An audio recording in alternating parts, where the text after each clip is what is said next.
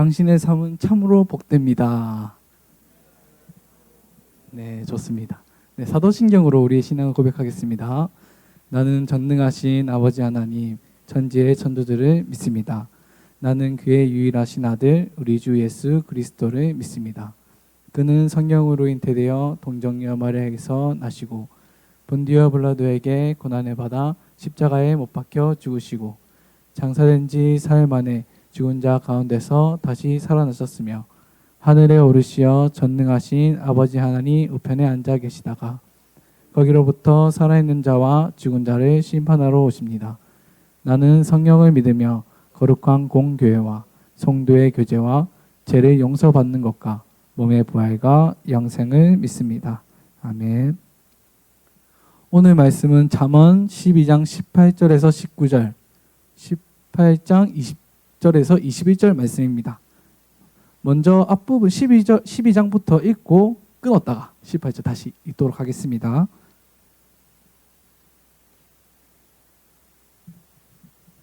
한 절씩 교독하도록 하겠습니다.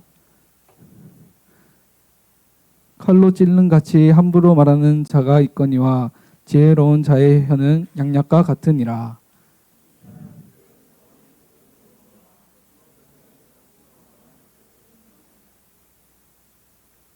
18장 20절. 네. 사람은 입에서 나오는 예매로 말미암아 배부르게 되나니 곧 그의 입술에서 나오는 것으로 말미암아 만족하게 되느니라. 죽고 사는 것이 혀의 힘에 달렸나니 혀를 쓰기 좋아하는 자는 혀의 열매를 먹으리라. 아멘. 유정열 목사님께서 칼인가 약인가 라는 제목으로 말씀 선포될 때 많은 은혜 받으시길 바랍니다.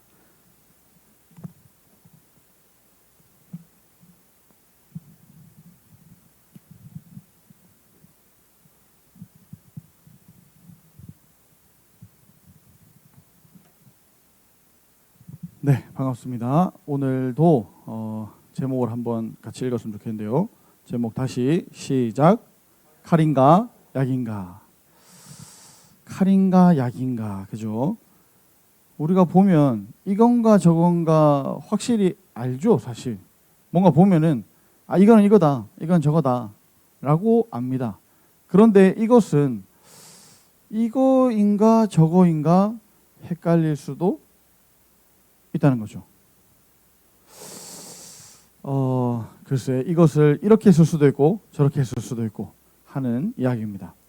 오늘은 우리가 너무나 자주 사용하는 것에 대해서 이야기하려고 하는데요. 여러분들은 평소에 이 매일매일 살아가면서 무엇을 제일 많이 하시나요? 핸드폰을 제일 많이 하시나요? SNS를 제일 많이 하시나요? 숨쉬기. 졌다. 야, 숨쉬기는 못 이기겠네. 예. 숨쉬기는 이길 수 없지만 그런 핸드폰이나 우리가 더 많이 사용하는 것도 있지만 그것보다 훨씬 더 알게 모르게 많이 쓰는 말에 대해서 오늘 이야기하려고 합니다. 우리는 하루에도 수많은 말을 하죠. 정말 많은 말을 하고 살아갑니다. 요즘에는 이 꼭 목소리로 나오는 말뿐만이 아니라 이 뭐랄까요? 이 SNS 같이 핸드폰 혹은 컴퓨터 여러 가지를 사용해서도 우리의 의견을 이야기를 합니다. 친구와 이야기하고 가족과 이야기하고 교회에서 이야기하고 또 카톡으로도 이야기하고 때로는 아무 생각 없이 한마디씩 던지기도 합니다. 그런데 성경은 우리의 말에 대해서 굉장히 심각하게 이야기합니다. 왜냐하면 말은 그냥 아무런 일반적인 소리가 아니기 때문이에요. 우리가 뭐 새는 그렇다 치고 저는 어릴 때 동네에 있는 나무를 다 잘라버리고 싶었어요. 예, 성격이 드러나나요? 매미가 너무 싫었거든요. 매미 소리가 너무 싫어서 이 나무를 자르면 매미가 없지 않을까. 어쨌든 근데 우리는 매미 보고 뭘 하는 사람은 없잖아요. 그러나 사람의 말을 가지고는 뭐라고 합니다. 왜냐하면 이 사람의 말이라는 것은 그냥 울려 퍼지는 들리는 그냥 소리가 아니기 때문입니다. 말은 다른 사람을 살리기도 하고 다른 사람을 죽이기도 합니다. 무너뜨리기도 합니다. 이 말이라는 것에 대해서 이야기할 때 저는 항상 이 기억나는 게 있는데 여러분 시대는 좀 잘 모를 수도 있겠는데 신창원 아세요? 신창원 들어본 적 있어요? 신창원 아주 무시무시한 살인마죠. 근데 이 신창원이 자신이 악마로 바뀌게 된 그 이유를 설명을 하면서 그 얘기를 했었어요. 자기가 학교에 갔는데 선생님이 자기를 이제 돌려보낸 거예요. 여러분들은 학교에 돈을 냈나요? 저 때만 해도 육성회비라고 그런 이제 그게 있었는데 요즘에는 아마 의무교육으로 돈을 거의 안 내는 걸로 알고 있는데 하여튼 이 분이 학교에 그 육성회비를 못 내서 돌려보낸 거예요. 근데 사실 그냥 돌려보내는 것도 얼마나 속상한 일이에요. 보세요. 오늘 헌금 안 가져왔지 나가 그러면 얼마나 기분 나쁘겠어요. 그죠? 얼마나 속이 상했어요. 근데 거기다 대놓고 친구들 앞에서 때리면서 욕을 하면서 돌려보냈던 거예요. 그것도 아주 심한 욕을. 그래서 이 신창원은 그때부터 자기 안에 있는 악마가 태어났다라고 이제 표현을 하더라고요. 이렇게 말은 사람을 살리기도 하지만 어떤 사람을 이 무너뜨리고 죽이기까지 한다는 겁니다. 공동체가 하나 되기도 하고 공동체를 완전히 갈라서게도 만드는 것이 말입니다. 그래서 오늘 말씀을 이 한 문장으로 하면은 이렇게 이야기하고 싶어요. 그냥 말 말고 하나님 나라의 이 백성, 하나님 나라 백성은 믿는 자들은 하나님 나라에 어울리는 말을 해야 한다. 믿는 자다운 말을 해야 한다라고 정리하고 싶습니다. 하나님께서 우리를 구원하셨다면 우리 말에도 이 구원받은 사람의 모습이 나타나야 한다는 겁니다. 나는 구원받았는데 내가 하는 말이 구원받은 자답지가 않다면 문제가 있다는 겁니다. 먼저 잠언 12장 18절을 보기로 원하는데요. 이 말씀과 같이 말은 사람을 찌를 수도 있습니다. 칼로 찌름같이 함부로 말하는 자가 있거니와 지혜로운 자의 혀는 양약과 같으니라. 여러분, 그 지혜로운 자의 혀가 양약 같다고 했는데 이 앞에는 어떤 자인지 안 나왔잖아요. 어떤 자겠어요? 네, 그렇죠. 여러 가지 답이 나올 수 있지만 지혜롭지 않은 자겠죠. 지혜로운 자가 나왔으니까 그 반대되는 사람, 뭐 미련한 자라고 표현할 수도 있겠지만 어쨌든 지혜롭지가 못한 자의 말이 어떻다고요? 칼로 찌름같이 함부로 말한다는 겁니다. 여러분들 이게 무슨 말인지 못 알아듣는 사람은 아마 없을 거예요. 왜냐하면 내가 어떤 그런 말들을 들은 경험들이 있을 거기 때문입니다. 그렇죠. 예, 감사합니다. 그래서 이 뭐랄까요? 차라리 한 대 맞고 말지. 혼나는 것을 넘어서 뭐죠? 다른 사람들을 그렇게 나쁘게 말하는 것, 나를 엄청 상처 주는 말을 하는 것, 그게 더 오래 간다는 거예요. 사람이 멍이 들면 한 주, 두 주 지나면 없어져요. 근데 이 말로 입은 상처는 오래 갑니다. 여기에 아주 강한 표현이 나오죠. 칼로 찌름같이. 말이 칼처럼 사람을 찌를 수 있다는 거예요. 생각해보면 그렇죠. 이 사람에게 상처를 줄 때는 꼭 주먹이 필요한 것은 아니죠. 한마디만 해도 됩니다. 너는 원래 그렇잖아. 그것도 못하냐? 네가 뭘 안다고 그래. 또 가장 심하게는 나는 그냥 네가 싫어. 이런 말을 하는 순간에는 사실 별거 아닌 것처럼 느낄 수 있어요. 때리진 않았잖아. 내가 뭐 훔친 것도 아니고 내가 뭐 정말 피가 나게 한 것도 아니고 그런 게 아닌데 그냥 뭐 말 한마디 했을 뿐인데 라고 말할 수도 있지만 듣는 사람에게는 오래 남는다는 겁니다. 몸에 난 상처는 시간이 지나면 아물지만 말로 받은 상처는 몇 년이 지나도 계속 이 기억나는 경우가 많죠. 어떤 사람에게는 어렸을 때 부모님에게 들었던 말 한마디가 이 마음에 남아있는 사람도 있습니다. 어떤 사람은 친구에게 들었던 말 한마디 때문에 오랫동안 자신감을 잃기도 합니다. 그래서 잠언은 말하죠. 칼로 찌름같이 함부로 말하는 자가 있다. 그런데 여기서 중요한 것은 요거는 좀 제껴두고 단순히 그러면 칼로 찌르는 것처럼 말하지 마라 이런 게 아니라 그 다른 모습을 보여줍니다. 지혜로운 자의 모습. 구원받은 자의 모습, 은혜 받은 자의 말은 어떠해야 되는지를 말해주죠. 지혜로운 자의 혀는 양약과 같으니라. 말이 약이 될 수도 있다는 거죠. 그래서 오늘 제목이 칼이냐, 이 칼인가 약인가. 우리가 번역할 때 양약이라고 표현했는데 옛날에 우리 이 한글 성경을 번역하시는 분들이 이 민간요법이라고 그러나요? 우리나라 그런 민간요법보다 외국에서 들어오는 약이 더 좋다고 느꼈던 것 같아요. 그래서 이것을 양약과 같다. 그냥 이 된장 바르는 게 아니라 양약과 같다. 이렇게 아주 멋있게 번역을 해주었습니다. 같은 입에서 나오는 말인데 어떤 사람의 말은 칼 같고 어떤 사람의 말은 약 같다는 거죠. 어떤 사람의 말은 주저앉힙니다. 힘을 다 뺏어버립니다. 그런데 어떤 사람의 말은 주저앉았던 사람도 일어나게 합니다. 어떤 말은 너는 안 돼 라고 말하지만 어떤 말은 괜찮아, 그럴 수 있어, 우리 다시 해보자 라고 말합니다. 어떤 사람의 말은 약점을 공격하지만 어떤 사람의 말은 그 약점이 있지만 그 사람의 가능성을 봅니다. 이것이 지혜로운 사람의 말이죠. 하나님 나라의 말은 진실하고 오래 간다고 19절은 이야기합니다. 진실한 입술은 영원히 보존되거니와 거짓 혀는 잠시 동안만 있을 뿐이니라. 여기서 잠언은 또 한 가지 이야기를 하는데요. 진실한 말입니다. 우리의 말은 사람을 살리는 것만 중요한 게 아니에요. 양양맛 하는 것이 중요한 게 아닙니다. 그 말이 진실해야 된다는 겁니다. 왜냐하면 하나님 나라는 거짓 위에 세워지는 나라가 아니기 때문입니다. 우리는 때때로 말을 잘하는 것이 지혜라고 생각합니다. 말을 잘해서 분위기를 주도하고 말을 잘해서 상대방을 말로 이기고 말을 잘해서 내가 다른 사람들보다 더 똑똑하게 보이는 것, 그것이 지혜라고 생각합니다. 그런데 성경이 말하는 지혜는 그런 것이 아닙니다. 성경에서 지혜로운 사람의 말은 말을 많이 하는 사람, 말로 다른 사람을 이기는 것이 아니라 하나님을 경외하기 때문에 자신의 말을 다스릴 줄 아는 사람입니다. 그래서 진실한 입술을 이야기하는 거죠. 여기에는 중요한 원리가 있습니다. 하나님 나라의 언어는 사람을 이기기 위한 말이 아니라 사람을 세우기 위한 말이라는 겁니다.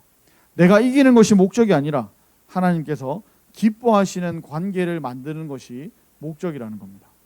내가 하는 말의 열매를 내가 먹는다고도 이야기합니다.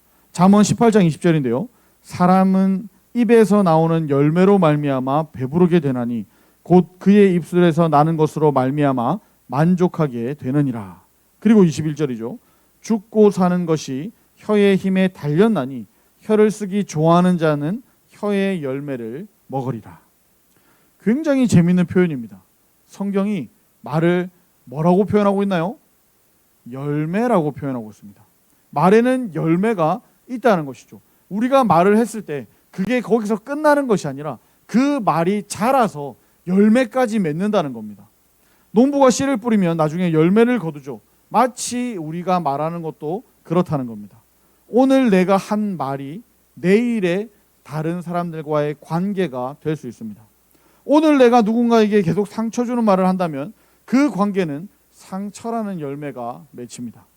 반대로 누군가를 격려하고 용기를 주고 감사하고 사랑한다고 말하면 그 관계는 더 아름다운 열매가 맺힌다는 것이죠. 그래서 성경은 말합니다. 혀를 쓰기 좋아하는 자는 혀의 열매를 먹으리라. 말을 많이 한다는 뜻만은 아닙니다. 혀를 쓰기 좋아한다는 것은 말을 많이 한다는 뜻이 아닙니다. 자신의 혀를 어떻게 사용하는지에 따라서 그 결과를 자신이 경험하게 될 것이라는 겁니다. 그래서 저는 우리에게 이런 질문을 던지고 싶습니다. 나는 내가 뿌린 말의 열매를 지금 먹고 있는 것은 아닌가 하는 겁니다. 내가 다른 사람을 무시했는데 왜 다른 사람들이 나를 불편해할까? 내가 계속 비꼬 왔는데 왜 다른 사람들은 나에게 마음을 열지 않을까? 내가 다른 사람들에게 따뜻한 말을 거의 하지 않았는데 왜 나는 왜 이 공동체가 차갑게 느껴질까? 어쩌면 우리가 지금 경험하고 있는, 내가 판단하고 생각하고 있는 이 모든 것, 이 관계의 모든 열매는 내가 어제 혹은 지난날에 뿌렸던 말의 열매들이 아닐까 하는 겁니다. 그래서 너무나 무섭죠. 그래서 우리는 이 말을 복음으로 연결시켜야 됩니다. 제가 처음에 이 칼인가 약인가라고 이야기하면서 뭐라고 했나요? 우리가 잘 살기 위해서, 좋은 관계를 위해서 우리가 좋은 마음을 가지고 넉넉한 마음으로 좋은 말을 해야 된다고 말하지 않았죠. 처음에 뭐라고 했나요? 하나님 나라의 사람들, 구원받은 사람들, 먼저 은혜 받은 사람들의 말이 달라야 된다고 시작했습니다. 그래서 우리는 이 말을 가지고 복음에 연결해야 된다는 겁니다. 우리가 말을 조심해야 되는 이유는 좋은 사람이 되기 위해서가 아닙니다. 우리가 이미 그리스도인이기 때문에 그렇습니다. 우리는 예수 그리스도를 통해서 구원받은 사람입니다. 그래서 하나님 나라의 백성들이 되었습니다. 그러면 하나님 나라의 가치가 우리의 말에도 그대로 드러나야 한다는 겁니다. 예수님께서도 말씀하셨죠. 마음에 가득한 것을 입으로 말함이라. 결국 말의 문제는 입의 문제가 아니라 마음의 문제라는 겁니다. 마음에 분노가 가득하면 분노가 말로 나옵니다. 마음에 교만이 가득하면 다른 사람을 깎아내리는 것으로 그런 말이 나옵니다. 그러나 마음에 사랑이 많으면 사랑의 말이 나온다는 것이죠. 그래서 말의 변화는 단순히 앞으로 내가 이제는 정말 다른 사람들에게 이 원만한 관계, 또 칭찬받는 사람이 되기 위해서 앞으로 착하게 말해야지 라고 결심한다고 되는 게 아니라는 겁니다. 우리의 마음이 복음으로 새로워져야지만 가능합니다. 내가 하나님 앞에서 얼마나 큰 죄인이었고 그런 나를 예수님을 통해서 용서하셨다는 것을 알고 나도 용서받은 사람이기 때문에 다른 사람을 함부로 정죄하지 않는 겁니다. 내가 하나님께 사랑받았다는 것을 알기 때문에 다른 사람에게도 사랑의 말을 건네는 거죠. 이것이 복음이 우리의 언어 생활을 바꾸는 모습입니다.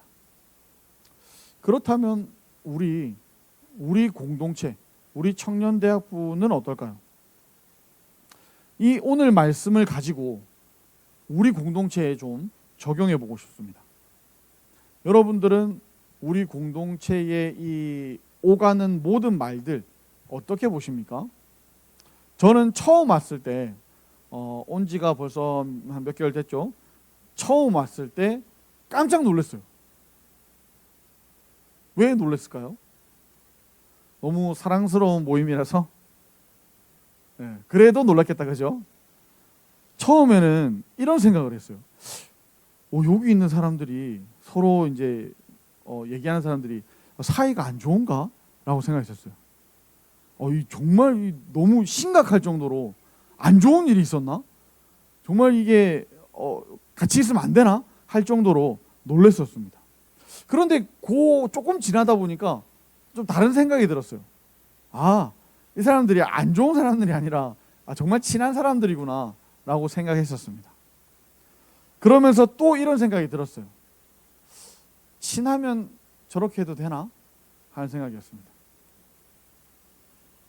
어떤 대화들인지 말 안 해도 아시겠죠? 굉장히 편하게 이야기합니다. 서로 장난도 치고 놀리기도 하고 조금 거친 말도 하고 상대방의 약점을 가지고 놀리기도 합니다. 그런데 문제가 있어요. 그 문제가 뭐냐면 요즘도 여전하다는 겁니다. 물론 여러분이 서로 친하기 때문에 그런 것 잘 압니다. 서로 편하니까 그런 말까지 할 수 있다는 것도 압니다. 그런데 오늘 잠언의 말씀 앞에서 우리가 다시 한번 우리의 모습을 생각해 봤으면 좋겠습니다. 친하다는 것이 함부로 말해도 된다는 뜻일까? 저는 그렇지 않다고 생각합니다. 오히려 반대라고 생각합니다. 정말 사랑한다면 그 사람에게 더 좋은 말을 해주어야죠. 정말 친하다면 그 사람을 누구보다 더 세워주는 말을 해야 합니다. 친하다는 이유로 상처를 주는 것이 아니라 친하기에 내가 그 사람의 마음을 지켜줘야 된다는 겁니다. 우리 교회 안에는 세상과 다른 언어가 흘러야 합니다. 세상에는 사람을 깎아내려야지만 내가 올라갈 수가 있는 구조죠. 하지만 하나님 나라에서는 내가 높아지기 위해서 다른 사람을 낮추는 게 아닙니다. 우리 지난주에도 이야기했잖아요. 바나바가 바울이 올라갔다고 해서 바나바가 낮아진 게 아니에요. 바울이 올라가면 그만큼 바나바도 같이 올라가는 것이 하나님 나라입니다. 세상에서는 약점을 발견하면 공격합니다. 하지만 하나님 나라에서는 약점을 발견하면, 약한 사람을 발견하면 붙들어 줍니다. 세상에서는 웃기기 위해서 다른 어떤 사람을 희생시키기도 합니다. 하지만 하나님 나라에서는 웃음조차 이 사랑 안에서 흘러나와야 합니다. 그래서 저는 우리 청년대학부가 말이 따뜻한 공동체가 되었으면 좋겠습니다. 예배만 좋은 공동체가 아니라, 정말 찬양만 좋은 공동체가 아니라, 기도만 열심히 하는 공동체가 아니라 서로에게 하는 말이 좋은 공동체. 괜찮아, 내가 할게, 네가 있어서 참 좋아, 이번에도 정말 잘했어, 정말 수고했어, 힘들었지, 같이 하자, 내가 도와줄게, 하나님께서 사용하실 거야. 이런 말들이 우리 가운데 가득했으면 좋겠습니다. 이것이 오늘부터 이 덕이 되지 않는 나쁜 말은 절대로 하지 말자, 하는 사람 잡아내자, 이 해가지고 이제 말 못하게 하자, 이런 게 아닙니다. 농담할 수도 있죠. 장난칠 수도 있습니다. 서로 웃을 수도 있습니다. 문제는 이거예요. 잘 들어주세요. 그 말이 상대방을 살리고 있느냐, 아니면 내가 내 재미를 위해서 그 사람을 희생시키고 있느냐 하는 겁니다. 이것을 한번 생각해 봤으면 좋겠어요. 내가 재미있는 것이 중요한가, 아니면 그 사람이 사랑받고 있다는 것을 느끼는 것이 중요한가, 내가 이기는 것이 중요한가, 아니면 그 사람을, 같이 대화하는 그 사람을 세워주는 것이 더 중요한가. 오늘 잠언은 우리에게 분명하게 말합니다. 칼로 찌르는 것처럼 말하는 사람이 있다. 그러나 지혜로운 자의 혀는 양약과 같다. 그리고 죽고 사는 것이 어디에 달려 있다고요? 혀의 힘에 달려 있다. 오늘 말씀을 정리하려고 합니다. 우리가 하는 말은 작아 보입니다. 뭐 내가 한마디 하는 거 무슨 일이 있겠어? 할 수 있죠. 아무것도 아닌 것처럼 보입니다. 하지만 성경은 분명히 말씀합니다. 그 말에는 열매가 맺힌다는 거죠. 그 말에는 생명이 있다는 겁니다. 그 말에는 죽음이 있을 수도 있다는 겁니다. 그리고 그리스도인에게는 그 말조차 하나님의 통치를 받아야 합니다. 그러므로 이번 한 주간 내가 말하기 전에 한 번만 생각해 봤으면 좋겠어요. 내가 지금 말하려고 하는 이 말이 칼인가 약인가, 한 번만 생각해 보면 좋겠습니다. 내가 지금 하려는 말이 이 사람을 찌르려고 하는 말인가, 아니면 이 사람을 치료하려고 하는 말인가. 그리고 한 가지만 더 생각했으면 좋겠는데요. 내가 지금 하는 이 말이 하나님 나라에 어울리는 말인가. 요한복음 1장은 태초에 말씀이 계셨다 하셨고, 그 말씀이 곧 예수님이다 라고 말씀하셨습니다. 예수님은 말씀으로 세상을 창조한 분이시고, 이 땅에 오셔서도 말씀으로 병자를 고치시고, 죽은 나사로의 무덤 앞에서 말씀으로 죽음을 생명으로 만드신 분입니다. 십자가 위에서도 예수님은 자신을 못 박은 사람들을 향해서 아버지, 저들을 사하여 주옵소서라고 말씀하신 분입니다. 그 말씀이, 바로 이 말씀이 우리를 살리신 말씀입니다. 우리가 오늘 서로에게 세워주는 말, 살리는 말을 할 수 있는 이유는 바로 예수님의 말씀이 먼저 우리를 살리셨기 때문입니다. 우리의 입술이 예수님을 닮아갔으면 좋겠습니다. 우리 청대부가 서로에게 칼이 되는 공동체가 아니라 서로에게 약이 되는 그런 공동체가 되었으면 좋겠습니다. 서로의 약점을 들춰내는 공동체가 아니라 서로의 믿음을 세워주는 그런 공동체가 되었으면 좋겠습니다. 친하다는 이유로 함부로 말하는 공동체가 아니라 친하기 때문에 더욱 조심하고 더욱 사랑하는 그런 공동체가 되었으면 좋겠습니다. 그리고 우리 예배에서 나오는 한마디 한마디를 통해서 예수 그리스도의 사랑이 드러났으면 좋겠습니다. 그래서 하나님 나라 백성답게 이야기합시다. 사람을 살리는 말을 합시다. 사람을 세워주는 말을 합시다. 사랑의 말을 합시다. 우리의 말이 하나님 나라의 향기를 드러낼 수 있도록 말합시다. 잠언에 지혜로운 자의 혀는 양약과 같으니라 하는 말씀처럼 우리의 혀가 사람을 찌르는 칼이 아니라 사람을 살리는 약이 되기를 바랍니다. 그런 우리 청년 대학부가 서로가 서로에게 그런 공동체가 되기를 축복합니다. 우리 함께 찬양하면서 준비한 헌금 올려드리도록 하겠습니다.